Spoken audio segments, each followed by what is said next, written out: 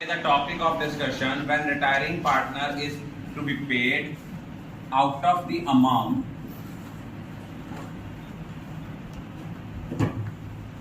brought up by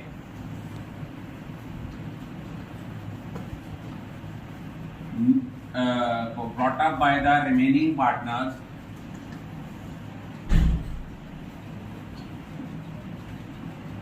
to make their capital according to new ratio. कि नए partner को हमने पेमेंट भी, रिटायरिंग पार्टनर को हमने पेमेंट भी करनी है और रिमेनिंग पार्टनर्स की कैपिटल जो है वो अकॉर्डिंग टू न्यू रेशियो हो। इस केस में क्या है, सपोज एक्स वाई जेड ये तीन पार्टनर्स हैं, इनकी रेशियो है 5:3:7 और इनमें से रिटायर जो हुआ है वो सपोज होता है एक्स रिटायर हो गया और वाई और जेड कहते हैं भाई हमारी जो न्यू रेशियो होगी दैट विल बी 2:3। अब उन्होंने क्या दिया हुआ है, उन्होंने दिया हुआ है वाई और जेड का जो कैपिटल बैलेंसेस हैं, कैपिटल बैलेंसेस दिए हुए हैं। कैपिटल बैलेंसेस कितने दिए हुए हैं आफ्टर एडजस्टमेंट? एक का बैलेंस है 33,000, एक का है 70,500 और जो पार्टनर रिटायर हो रहा है एक्स, इसको अमाउंट जो पे करनी है वो है 90,500 और उन्होंने लिखा हुआ है ये इस तरीके से पे करनी है कि उनकी capital according to new ratio हो जाए। अब जब आपने ये टॉपिक करना है, सबसे पहले हमने निकालना है कि उनकी एडजस्टेड कैपिटल कितनी थी। यहां लिखना है एडजस्टेड कैपिटल ऑफ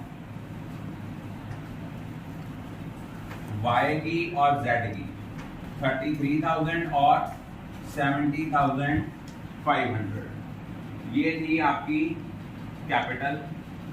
अब आपने इसमें ऐड करना है एडजस्टेड कैपिटल ऑफ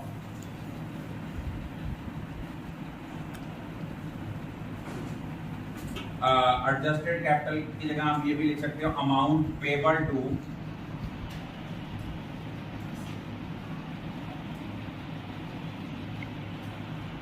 एक्स। वो आपकी जो अमाउंट पेबल टू एक्स है वो है 90,500। तो टोटल जो आपकी अमाउंट बनती है वो बनती है 1,94,000। अब आपकी 1,94,000 बनती है नई फर्म की कैपिटल। अब आपने इस कैपिटल को, न्यू कैपिटल को किस रेशो में डिस्ट्रीब्यूट करना है? 2:3 की रेशो में, वाई में और जेड में 2:3 की रेशो में। तो 2:3 की रेशो में जब हम करते हैं ये बनती है 77,600 और एक बनती है 1,16,400। जी आपकी जो न्यू कैपिटल फर्म की बनती है वो कितनी बनती थी? 77,600 और 1,16,400। लेकिन आपकी एडजस्टेड टोटल कैपिटल कितनी है? जो आपकी एडजस्टेड ओल्ड कैपिटल है, एडजस्टेड ओल्ड कैपिटल हमारी कितनी है? वो है 33,000 एक है और 70,500 एक है। इट मींस हमने कितना कैश और लेके आना है। किसने कैश लेके आना है? वाई ने 44,600 और जेड ने जो कैपिटल लेके आना है कैश वो है 45,900। लेकिन इन रियलिटी हमने पेमेंट करनी कितनी है? 90,500 की। पहले हम क्या करेंगे, हम 90,500 को लेके आएंगे किस रेशो में? वो लेके आएंगे इसको 2:3 की रेशो में। वो आपने निकाल लिया। सबसे पहले हम एंट्री क्या करेंगे? हम एंट्री करेंगे bank account debit to Y's capital, ये बना 44,600 टू जेड्स कैपिटल, ये बना आपका 45,900, टोटल बन गया 90,500। अब ये अमाउंट हमने एक्स को पे कर दी है, तो हमने एंट्री कर दी है X capital account debit to bank account. दोबारा सुनो, क्वेश्चन क्या था? क्वेश्चन था कि रिटायरिंग पार्टनर को अमाउंट पे भी करनी है और पे करने के बाद जो है रिमेनिंग पार्टनर्स की कैपिटल को according to new ratio adjust करना है। तो इस क्वेश्चन में दिया हुआ था एक्स, वाई और जेड तीन पार्टनर हैं, इनकी रेशियो थी 5:3:7। एक्स रिटायर हुआ, वाई और जेड ने डिसाइड किया कि हमारी न्यू रेशियो होगी दैट विल बी 2:3। तो हम लोगों ने एडजस्टेड कैपिटल बैलेंस दिया हुआ था वाई का और जेड का, जिसमें amount payable to X add की, टोटल अमाउंट आई 1,94,000। ये आ गई नई फर्म की कैपिटल। इस नई कैपिटल को हमने 2:3 की रेशियो में डिस्ट्रीब्यूट किया। वाई का शेयर आया 77,600, जेड का शेयर आया 1,16,400। एक्चुअल में इनकी एडजस्टेड कैपिटल कितनी है? इसकी 33,000 थी, इसकी 70,500। अगर आपका रिक्वायर्ड कैपिटल ज़्यादा है और अवेलेबल कम है, इट मीन रिमेनिंग अमाउंट वो क्या करेगा? कैश में लेके आएगा। वो ये लेके आएगा, वाई लेके आ रहा है 44,600, जेड लेके आ रहा है 45,900। इनका टोटल करो तो ये बनता है 90,500। हमें पेमेंट भी उसको उतनी हो करनी है रिटायरिंग पार्टनर को।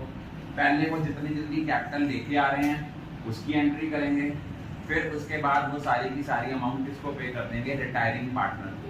तो एंट्री आएगी retiring partners capital account debit to bank account. I think all of you are clear about it. I discuss about the case when retiring partner is paid, so in such a way that the remaining capital of remaining partner will be in the new according to the new ratio. Today again we are going to discuss the next case when the retiring partner is paid from the amount brought up by the remaining partner or continuing partner in such a way to make their capital proportionate to profit sharing ratio। ये तो पुराने जितना से ही है, but उसमें एक और point add हो गया है and leave an agreed cash balance. कि नई रेशियो में तो उनकी आए कैपिटल मिनिमम इतना बैंक बैलेंस या कैश बैलेंस भी मेंटेन रहे। For example X, Y, Z ये तीन पार्टनर्स हैं, इनकी रेशियो है 5:3:2। इनमें से वाई रिटायर हुआ है और उन्होंने क्या कहा है कि कैपिटल जो दी हुई है आफ्टर ऑल एडजस्टमेंट, एक्स की कैपिटल दी हुई है 43,200, वाई की कैपिटल दी हुई है 36,600 और जेड की कैपिटल जो है that is given that is 11,200। और उन्होंने क्या कहा है? Minimum cash and bank balance to be maintained. Question वही है पिछले जैसा जो हमने रिसेंटली आज प्रीवियस लेक्चर में डिस्कस करा था कि एक पार्टनर रिटायर हो रहा है, रिटायरिंग पार्टनर को अमाउंट पे करनी है, इस तरीके से पे करनी है कि जो कंटिन्यूइंग पार्टनर हैं इनकी capital according to new ratio बन जाए। बस इसमें एक और पॉइंट ऐड किया हो गया कि साथ में ये भी कह दिया कि इतना मिनिमम बैंक बैलेंस मेंटेन करना है। तो जो मिनिमम बैंक बैलेंस मेंटेन करना है वो है आपका 4,000। और उसके बाद उन्होंने एक्स और जेड की जो न्यू रेशियो है वो दी हुई है हमें 3:2। अब देखा जाए हमारा कैपिटल कितनी है। Capital of x and Z वो कितनी है? वो है 43,200 प्लस 11,200। तो ये हमारी जो टोटल अमाउंट बनती है ये बनती है 54,400। अब हमने जो पेमेंट पे करनी है हमने ये निकालना है कि शॉर्टेज ऑफ कैश कितनी है। हमने देखो शॉर्टेज ऑफ कैश निकालना है तो ये हम कैसे निकालेंगे? Amount payable to Y y को कितनी अमाउंट पे करनी है, दैट इज 36,600। क्लियर। अब हमने इसमें माइनस करना है existing cash balance. Existing cash balance जो है वो हमने क्या करना है, माइनस करना है।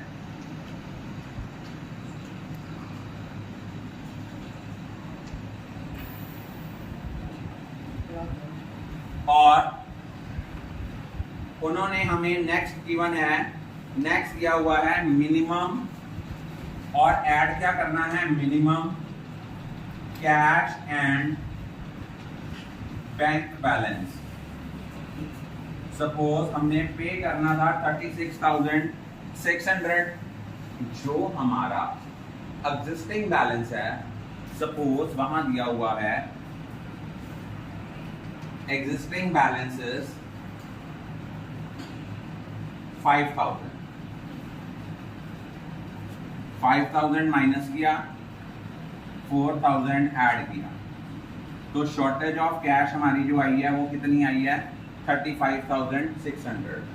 अब हमने इसमें एक्स और जेड की कैपिटल में शॉर्टेज ऑफ कैश ऐड करनी है, वो आई है आपकी 35,600। इसको जब टोटल कर लिया, ये हमारे पास नई फर्म की कैपिटल आ गई, दैट इज 90,000। क्या आ गई, नई फर्म की कैपिटल आ गई। दोबारा सुनो, क्या था, एक्स वाई और जेड 3 पार्टनर थे, इनकी प्रॉफिट शेयरिंग रेशो थी बेटा 5:3:2। उनमें से वाई रिटायर हुआ और उनकी न्यू रेशो बन गई 3:2। कैपिटल बैलेंस हमें दिया हुआ है 43,200, 36,600 और 11,200। उन्होंने कहा मिनिमम बैंक बैलेंस जो मेंटेन करना है दैट इज 4,000, एग्जिस्टिंग बैलेंस है 5,000। इस तरीके से करना है कि इनकी capital according to new ratio आ जाए। तो हमने फर्म की कैपिटल कैसे निकालनी है, रिमेनिंग पार्टनर की कैपिटल में शॉर्टेज ऑफ कैश और बैंक बैलेंस ऐड करना है।